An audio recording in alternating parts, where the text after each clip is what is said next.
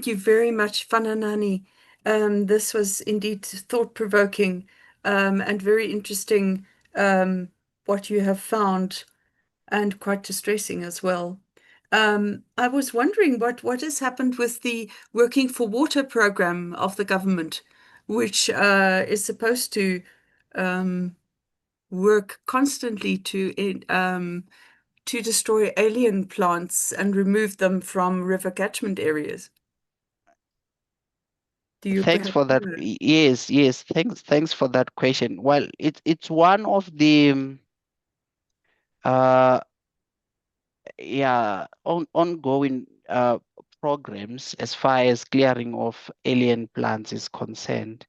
Uh, However, reports coming from the different monitoring and evaluation um, uh, uh, activities around that particular program is that the program has not actually been so successful as far as um, reducing the infestation of alien plants, but however, it has been successful as far as keeping um, the um, extraction of water as far as how the alien plants would extract water from the resources, but it has not actually expanded to such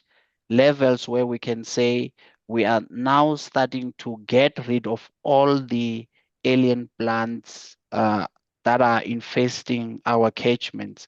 It has just been successful in keeping things, the way they could be for now.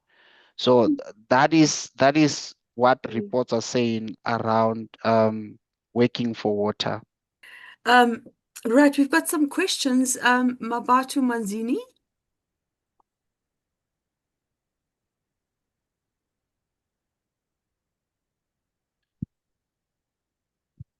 Mabatu, you had your hand up and I have pressed allow to speak. Now you just have to click on audio so that you unmute yourself.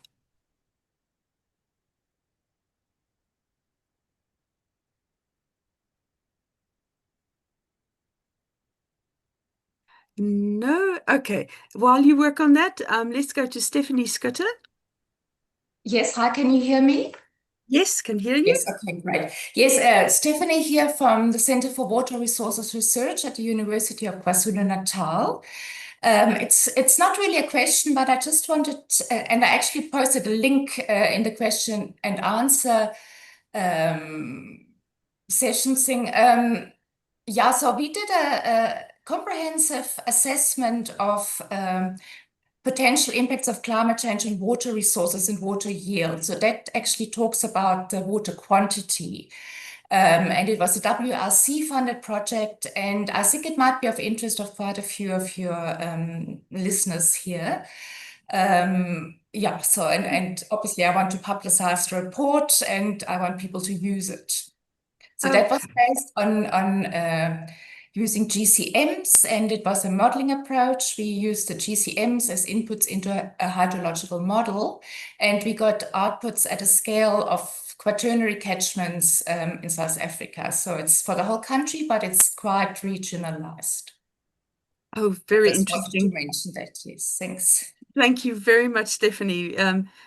We will certainly put that on the website as well so that people's attention can be drawn to it. But do have a look in the Q&A, everyone. Right, then Elliot Sibuyi.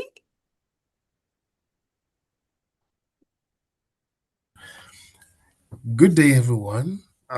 It's like my name has been called out. I'm from University of Limpopo, in Limpopo, of course, TEFROM. I have loved the presentation, and I only just have a comment.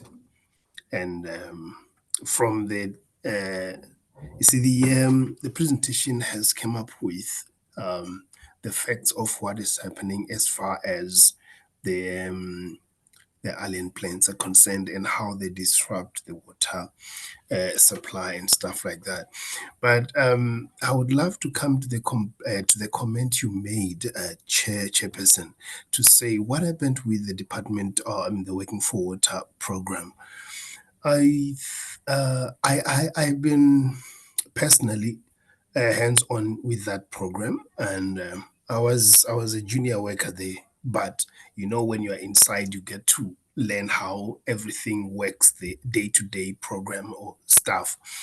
What we experience there is just like most of the government initiatives, the program was very good. Should it had been sustained, now would be talking something else. I think what happened there is the issue of tendering systems. Hmm. That's what destroyed the program.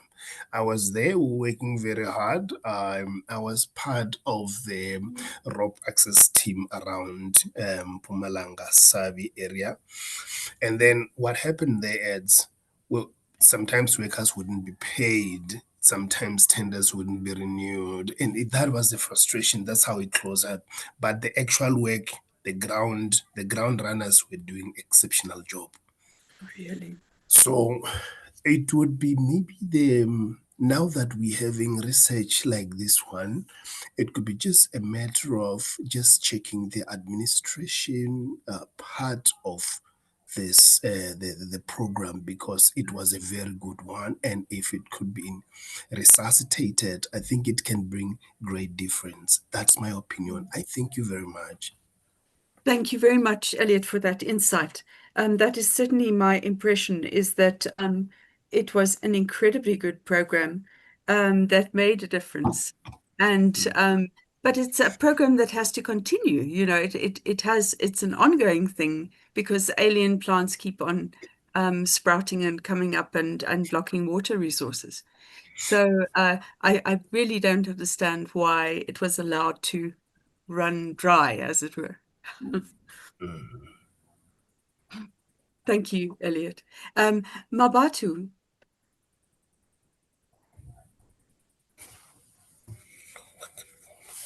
Mabatu Manzini, are you there?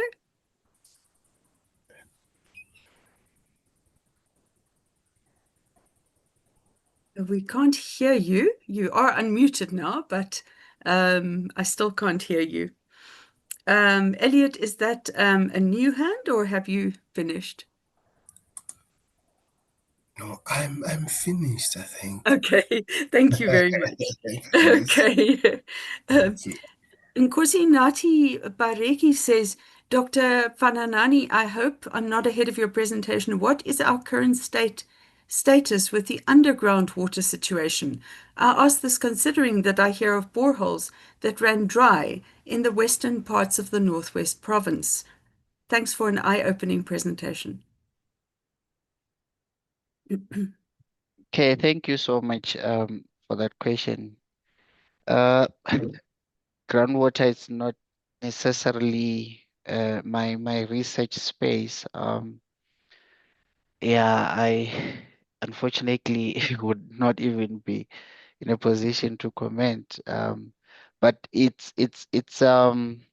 also a concerning issue given that the surface water resources at most, particularly in rural and dry areas, we happen to get to tap into the groundwater space, and I think it's a very crucial resource that need to be monitored. We need to know its status, perhaps also do some modeling, what sort of volume and um, what what can we support, what can we do out of those particular groundwater resources. So I think it's a very big research space, which I'm not necessarily sure if it's really tapped, but a crucial one, which also underpins our development as well as a country, and we need to, because I think the situation is also pointing to that particular space as far as we need water for development. Yeah, so Right. that will be my input, Chair, to the question.